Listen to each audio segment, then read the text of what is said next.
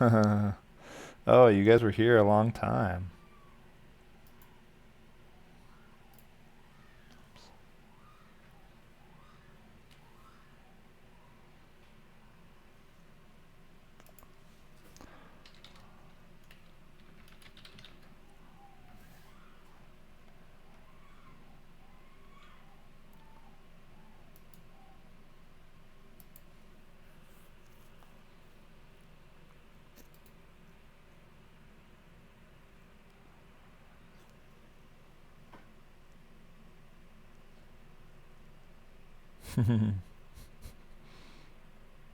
This is funny.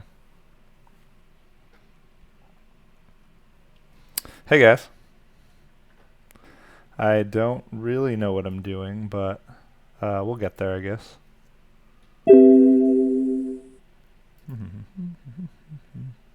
Some sort of gamer must have put this together. Made it kind of odd looking. That's okay. Interesting. Let's see how to do this here.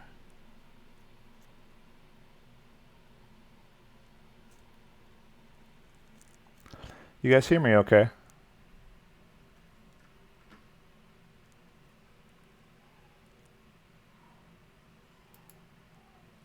If you can hear me, just leave it in the comments, you know? Just leave it in the comments.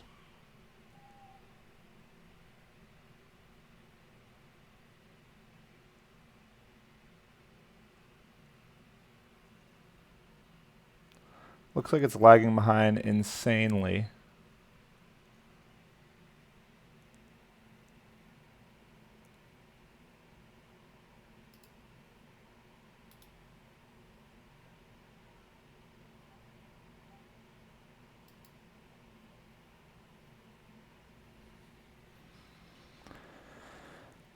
Okay. Oh, that's good. Yeah, I think there's a really long lag on this, and I don't really know if I like the software that I have going on, but I got to figure out how to turn the screen share on, so let me work on that.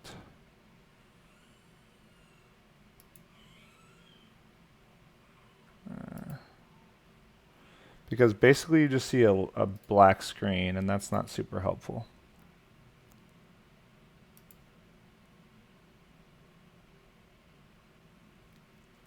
Mm-hmm. Got you.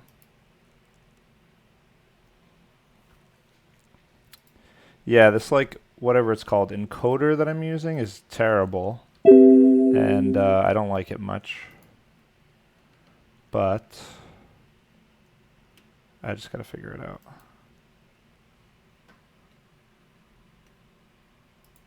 Bear with me. Hi, Joe. How are you?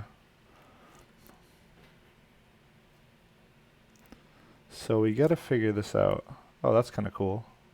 I've got this little starting soon here thing.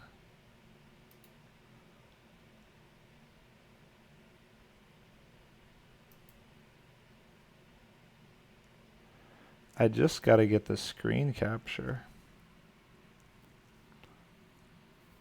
The Google Meet doesn't seem to be that great, Angelina, actually. Uh, is anything going on in the Google Meet? I think I deleted that, honestly. So I'm seeing that the starting thing like just came up, like it's way lagged behind.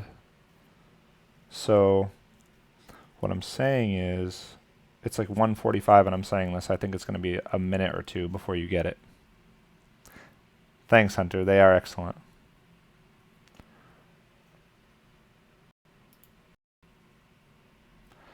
Well, it's cool that you can hear me, but I want you to be able to see my screen, so I've got a lot of work to do on that.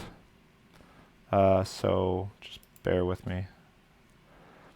I'm using a different encoder, which I don't know if you know what that means, but it's like, it's kind of annoying because you can't just share your screen like easily. You know, it's a process.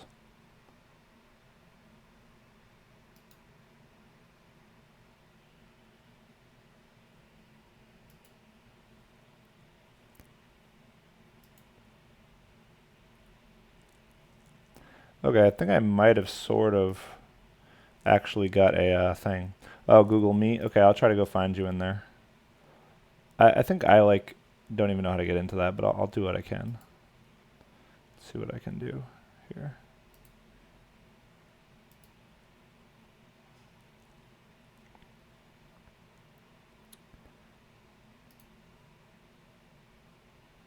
Did you, Dominic slash Hunter, see me in the Google Meet? Did that work? Or, like, I tried to get that running, but I couldn't hear from you guys. There was no chat box, and I didn't like that.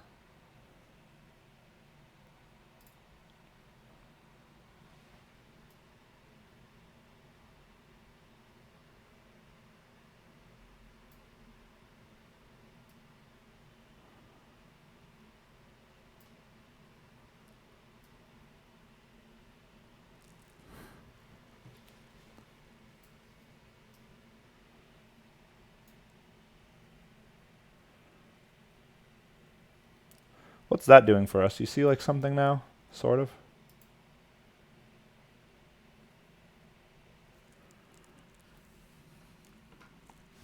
Thanks, Russell.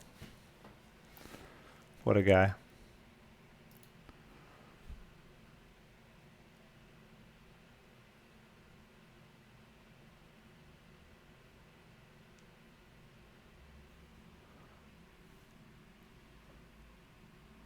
Oh, you saw my face or you saw my screen, Dominic?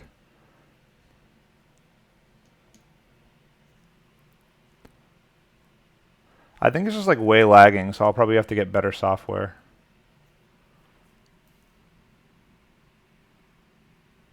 Okay, I put smartboard up. I don't think you can see it for some reason. Maybe I'm on the wrong side. Oh, that I am on the wrong side. That's why.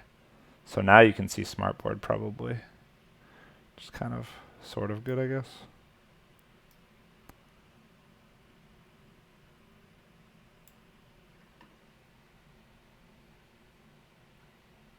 No?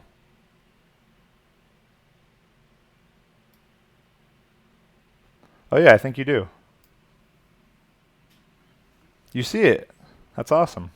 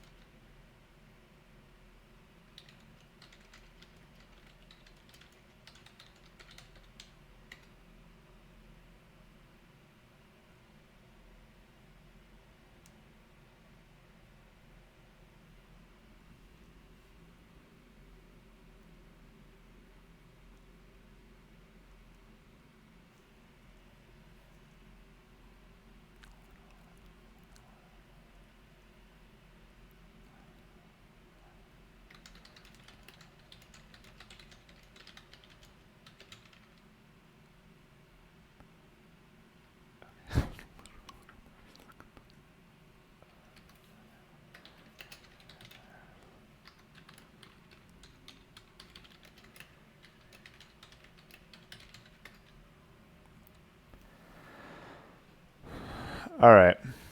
So there's a really long delay when I'm trying to do this, and it's pretty ugly. But we'll do what we can, okay?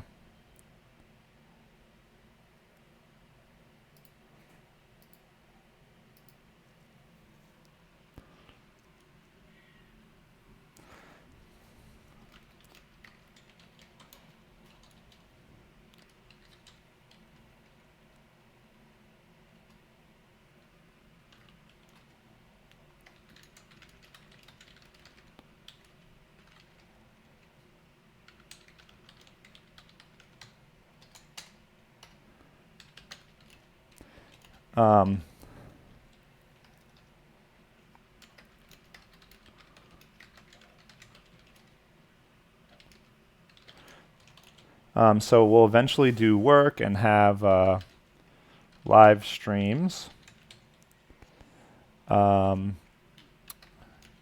Everyone,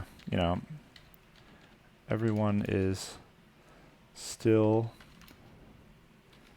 figuring it out.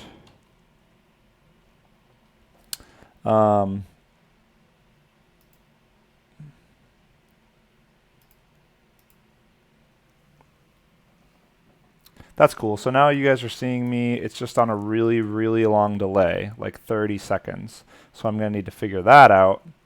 But we'll get there. So I just want to let you know like kind of where we're at. Let you know that I'm doing good. You guys are funny. It has to happen, people.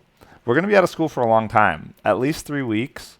And I think there's a pretty good chance that it'll be longer than that, because if you look at what happens in the countries behind us, there's really like algebra and calculus involved in this. It's kind of crazy. So we talk about this the curve of like this versus the curve of like the curve that's blue versus the curve that's red, and this is kind of what they're trying to do. And if you look at this like from a algebra perspective or calculus or whatever, like we're talking about, it's really concavity, like how the curve is, like how steep is the curve, the slope of the curve, like when does the curve start to flatten off, and that's like literally when it's concave down. We also look at the area under the curve and we wonder which is going to cause more people to die, right? The red one or the blue one. And I mean, this is just a really, really simple, yeah,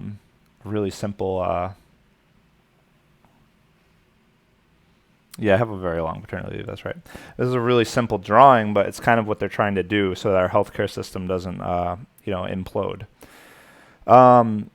So there's definitely a lot going on here, like with exponents and things. Like if you look at this as like a mathematical perspective, it's pretty simple, like x and y, right? And we know that like at 0 weeks we had 0 cases, but like at 1 week we may have had, and I'm making this up, for example, we had 100, let's say, or I think we had even less than that. We might have had 25 at one point. And then by week 2, we probably had around 100 or something like that. And then by week 3, which is kind of where we're getting to, and this is Massachusetts, you'll probably see us go to 400. We're kind of like multiplying by 4 every week, something like that. So it doubles twice every week. So you multiply it by 2 and then by 2 again. So now by week, I don't know. So like, let's look at this, for example, which is where we are right now, right? We're here. And they just kind of close schools and stuff like that. So this is where we're at today, we'll say. Well, what's interesting is that we're going to be closed till here, right? But like, how many cases would we expect to see? Because there's an incubation period, right? And people that are like the sickness is really only stopping kind of around now that we've like shut everything down. So we figure that there'll probably be 1,600 cases in Massachusetts by week 4, perhaps, if this trend continues. And it's possible that we'd have, I don't know, 6,400 cases in Massachusetts by week 5. So this is when we're supposed to go back to school this week, we'd say. So if the pattern continued, because the virus is incubating and like we don't really know what's going on with it exactly, then that would be the number of cases when we're going back. So I mean, we'll get back to school, but eventually it's going to take some time, because what's going to happen is finally you'll see it kind of start to go down. Or at least the amount that's coming in, the amount of cases that we see will start to slow. So that's literally the slope of the curve getting less steep. We want to see the slope of the curve getting less steep. So if the cases of corona are like this, and this is what we have going on, that's problematic, especially since I made it totally vertical, right? Pretty sketchy. We do not want that. We can't have that. But if we can have the slope kind of go like this, that's what we're looking for. So we're trying to get, I mean, basically what's trying to happen is you see the slope here, the slope of that thing is not very much, and the slope here is a lot. And here we see the slope is a lot, or maybe whatever, but it's less here. But either way, these graphs are going up. So we might have maybe kind of flattened it a little bit. We might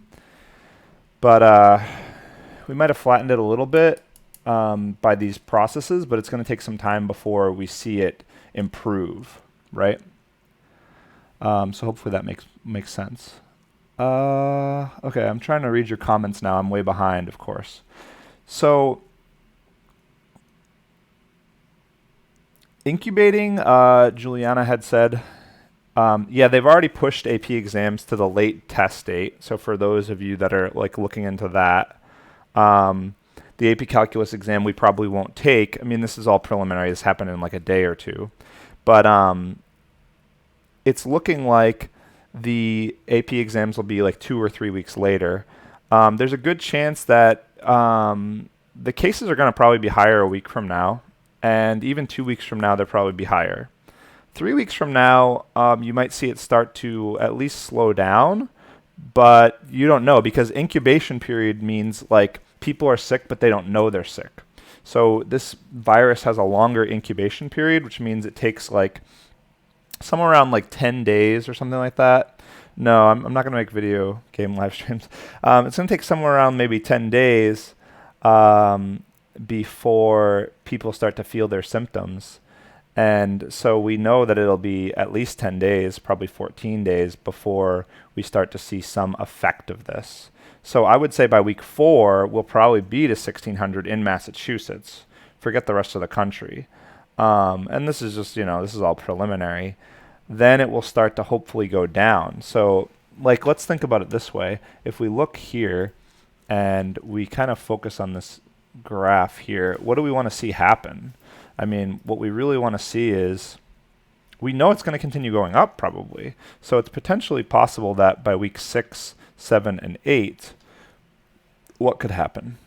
So by week 6, let's say instead we have a decrease in the number of new cases. So what they're saying is they want this number to be smaller.